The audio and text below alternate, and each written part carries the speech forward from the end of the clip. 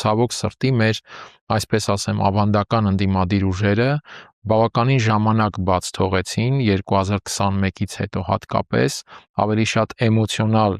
դաշտ տարան հասարակական քաղաքական process-ները, քան ընտրողի հետ հենց պրագմատիկ ռացիոնալ աշխատանքի։ Հիմա փորձում են այդ բաց թողածը լրացնել բավականին ինտենսիվ տեմպով, ես տեսնում եմ այստեղ որոշակի նկատելի արդյունավետություն առկա է,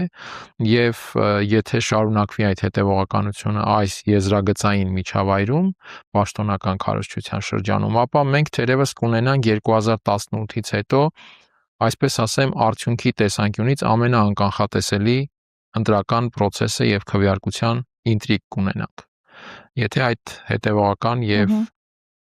զգալի արդյունավետ աշխատանքը ընդդիմադիր ուժերը շարունակեն։ Ո՞րն եք համարում այդ ինտրիգային պահը, ինչը կարող է հենց մասնակցության թիվը,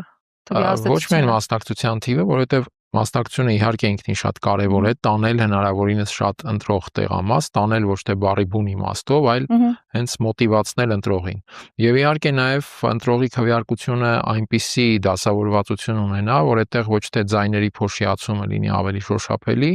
այլ ձայների արդյունավետ կենտրոնացումը ընդդիմադիր այն ուժերի շրջանակում, որը թույլ կտա թեկուզ հավաքական կամ այսպես ասենք կոալիցիոն տրամաբանությամբ գերազանցել իշխանության